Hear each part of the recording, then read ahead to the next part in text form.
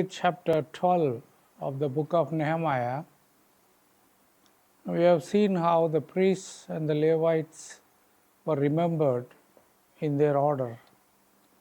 In this chapter, we also see two other things.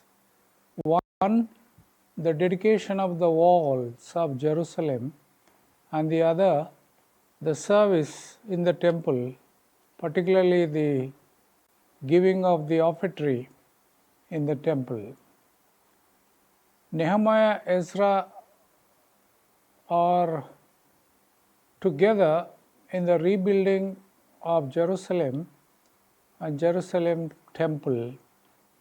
Nehemiah is the leader who had the responsibility of rebuilding the fallen walls of Jerusalem, and Ezra has the responsibility of rebuilding the temple that was destroyed.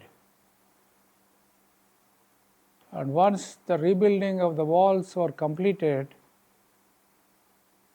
they began to dedicate them to God. Nehemiah overcomes all opposition led by Sanballat and others. But yet, he completes the building of the wall. Even after centuries, if you happen to go to Jerusalem today, you see the walls that were built by Nehemiah and later on again destroyed by several conquerors. But 2000 years ago, it was King Herod who rebuilt the walls of Jerusalem that we see today around the old city of Jerusalem. The dedication of the city walls served as security and protection to the people inside. They thwarted, they rejected the attempts of the enemies to attack them. And we believe it is God who protected the people of Israel more than their walls and more than their soldiers. Therefore, God is called Yahweh Sebaoth, God of the armies of Israel, who fights on their behalf and gives them victory. Today, we believe that God is our ultimate protector, and it is in Him we have the ultimate security. Trust in Him, and God is faithful. Dedication of the city wall means dedication of the community itself, the community, the people who are going to be inside. And once the city walls are dedicated, they also move on into the temple that was rebuilt by Ezra and his companions.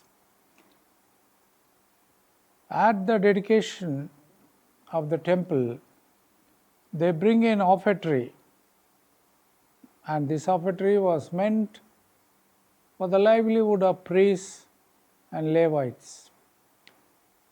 The offertory is to serve the priests and the Levites, and they were involved in the service of their God and service of purification. And along with the priests and the Levites, they were professional singers, the gatekeepers, and those who protected the temple at that time. Nehemiah and Ezra joined other priests and Levites in celebration of the walls as well as the temple in Jerusalem. Rebuilding the temple walls, rebuilding the city walls, and rededicating the walls and the temple remind us that God is present in our lives. When we are broken and when we are in despair, when we are at the loss of protection, seek the Lord that He may be found. He is the ultimate source of protection and comfort in our lives. Just as God protected Ezra, Nehemiah, and others thousands of years ago. Nehemiah stands for rebuilding not only of the walls of Jerusalem, but also rebuilding of the lives of the people of Israel. Ezra reminds us not only the rebuilding of the temple, but also rebuilding of the lives that were once in despair, and now able to stand on their feet and rejoice in the temple of God. In chapter 13, we read, Israel considered itself as a separated community. God calls them from among all people so that in and through Israel, God will bless all other nations. And God calls Abraham the father of the faithful. In chapter 12 of Genesis, we see God says to Abraham, in you all the families of the earth shall be blessed. The descendants of Abraham, Isaac, Jacob's 12 sons, who became the 12 tribes of Israel, became a nation under God. And God loved this nation, that in and through them, other nations will also be blessed. In their temple work and service, Israel was so careful in those days to separate themselves from all foreigners.